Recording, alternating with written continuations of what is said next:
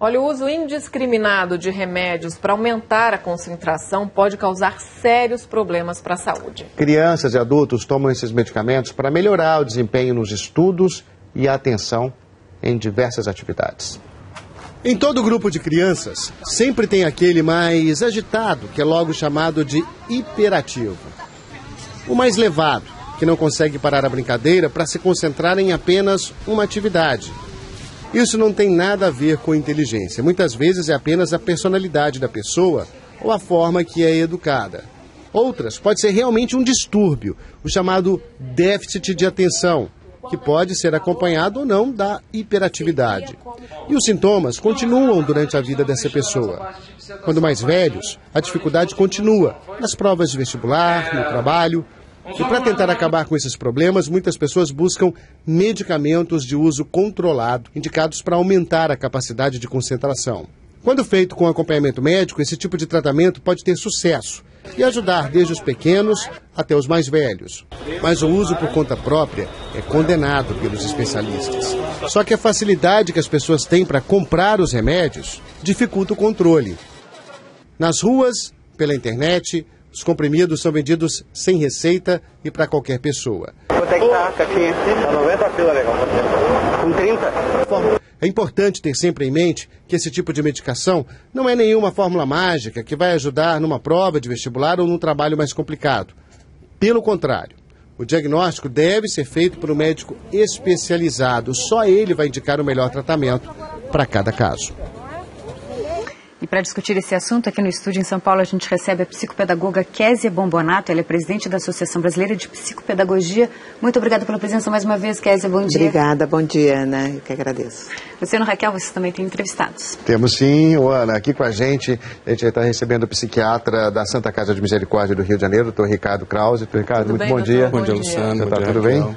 Bom, o nosso debate está começando agora. A gente convida você, assinante, a participar dessa discussão. Você pode mandar perguntas para os nossos entrevistados ou então conte sua história, mande seu comentário. Acesse nosso site g1.com.br/globonews ou ligue para a nossa central de atendimento. Nosso telefone é 4002-2884, custa de uma ligação local de qualquer lugar do país. A gente aguarda a sua participação, então, a partir de agora. Então, Ricardo, começando sobre alguns números que eu encontrei que eu fazer pesquisa para essa entrevista, né, que o consumo de medicamentos para esse transtorno, déficit de atenção, esse consumo aumentou 75% nos últimos 10 anos. O que está colocando o Brasil como o segundo maior consumidor mundial dessa droga? São problemas de diagnósticos ou a facilidade de compra sem receita? A facilidade de compra sem receita é uma prática absolutamente criminosa. Esse é um tipo de medicamento, é tarja preta, e é uma tarja preta bastante controlada, que é o chamado receituário amarelo de controle A. Então, esse receituário você tem que fazer o registro de vigilância sanitária. Agora, qualquer substância, legal ou ilegal, é vendida no mercado paralelo. Que existe um excesso de diagnóstico, existe uma hipervalorização desses medicamentos. Os medicamentos são medicamentos indicados para o chamado transtorno de déficit de atenção com hiperatividade. Qualquer uso fora disso é um uso muito acreditando em poderes mágicos. Recentemente eu li numa reportagem até do Globo, de 2 semanas atrás, que chamava metilfenidato, que é a droga mais vendida como a droga da produtividade. E aí, lendo a matéria, você via, por exemplo, uma moça que dizia que tomava um comprimido de metilfenidato de 10 miligramas, dia sim, dia não, e tinha 13 horas de rendimento. Isso é um efeito tremendamente psicológico. Assim, um comprimido de 10 miligramas de metilfenidato para uma criança de 10 quilos. Então, quer dizer, uma pessoa que tem 48 horas de rendimento, acho que ela tem uma enorme capacidade que ela está atribuindo ao medicamento, por exemplo. Né? Professora Késia, nas escolas, as escolas elas trabalham com algum tipo de protocolo para lidar com crianças com suspeita de TDAH? Então, infelizmente, né, o que a gente tem visto é que os professores têm usado, às vezes, um questionário ou este protocolo para diagnosticar a criança, o que é uma falha imensa, porque o professor não é o profissional que vai diagnosticar.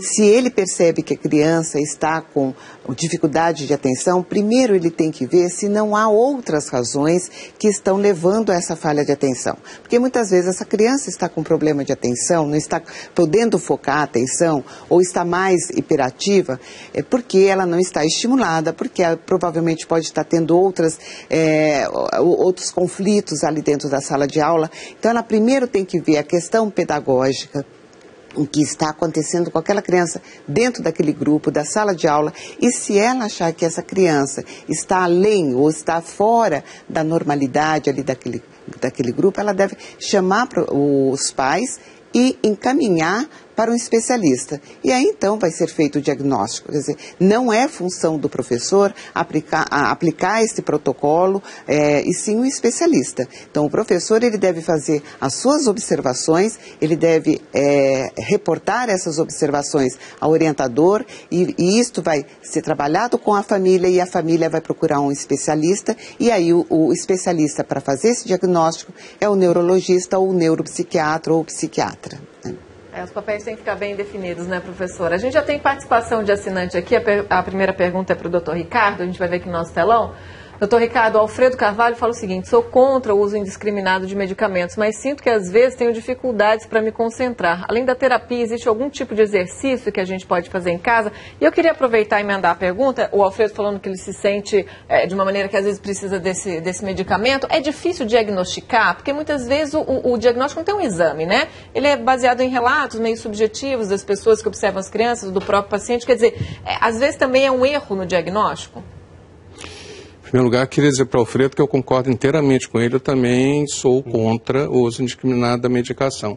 Em termos de exercício, para melhorar o desempenho no estudo, eu acho que a professora Kézia, que é a presidente da Associação Brasileira de Psicopedagogia, até teria... Algumas pessoas dizem que se você ficar fazendo palavra cruzada, você consegue ter um poder de memorização melhor, que exercitar o cérebro para a concentração. O tratamento do déficit de atenção, aí, Renato, complementando, a gente tem critérios muito claros, muito delimitados. Você tem que ter uma certa idade de início dos sintomas, você tem que ter um número mínimo de sintomas ou ligados à atenção, ou ligados à hiperatividade, ou ligados à impulsividade, de uma maneira que isso efetivamente atrapalhe a pessoa em 2 ambientes, pelo menos. Então, como a professora Kézia colocou, e o tratamento não é exclusivamente medicamentoso. O medicamento é um complemento à questão da psicopedagogia, a técnicas, em casos mais graves da abordagem cognitivo-comportamental, de maneira de contingência, você preparar a família para estimular a criança a aprender melhor. Tudo é um conjunto de coisas, mas o diagnóstico é bastante tranquilo quando feito por um profissional. Né?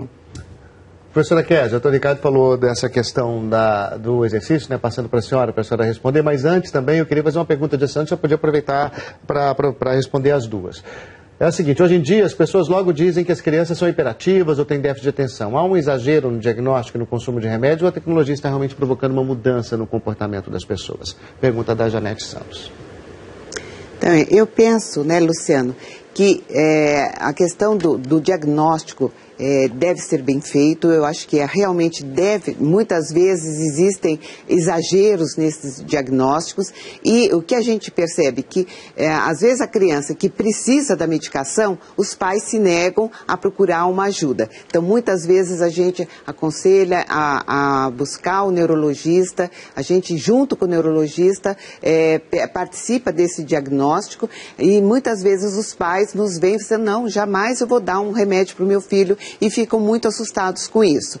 Quando há indicação do remédio, esse remédio ele é eficaz. A gente percebe nas sessões de terapia a diferença que é uma criança medicada quando há um diagnóstico e que isto realmente é necessário, e a criança que não é medicada. Agora, muitas vezes a gente se sente até, faz um trabalho de sedução dos pais, que eles querem que a gente promova ou faça ali um relatório, ou então se estimule essa criança a tomar uma medicação, achando que a criança vai ficar mais inteligente. Então, existe também erros até de informação, existe aí um excesso de informação, Por outro lado, eu acho que as crianças hoje, ela tem realmente uma questão de limites. Muitas vezes a criança está tendo aí um déficit de motivação e não de atenção.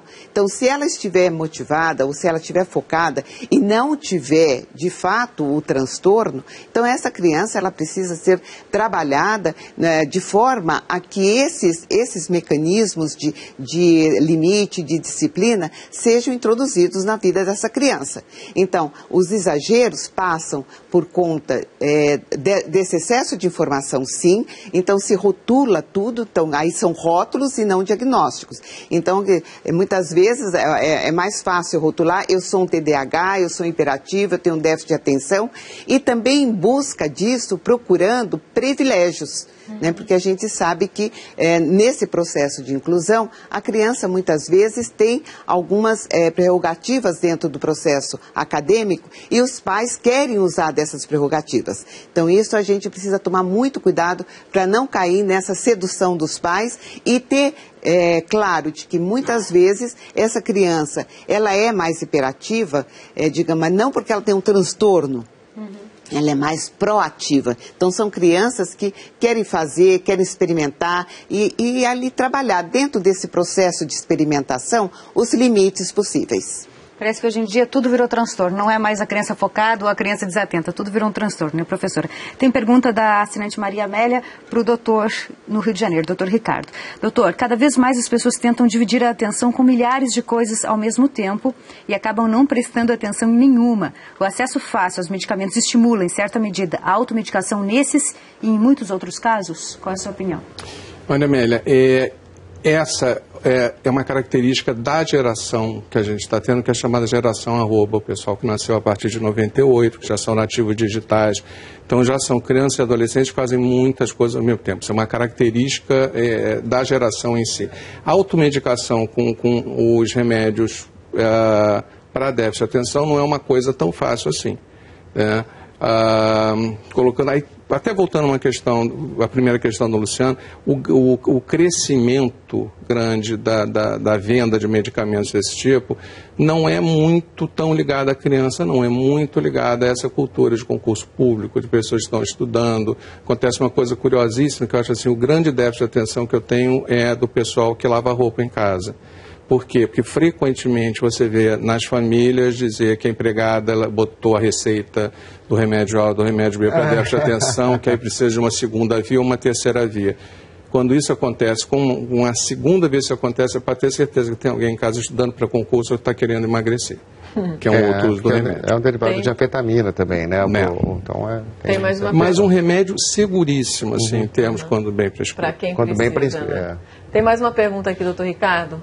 A próxima pergunta é a seguinte: a medicação em questão é considerada como anfetamina? A longo prazo, quais os riscos que acarretam ao organismo? E eu queria falar, o senhor falou aí sobre emagrecer, tem muitas meninas, né, que é um efeito colateral emagrecer, que acabam usando também por esse motivo. Mas respondendo a pergunta da nossa assinante, quais são os efeitos colaterais, para quem não precisa? Esse é um remédio que é usado desde 1952.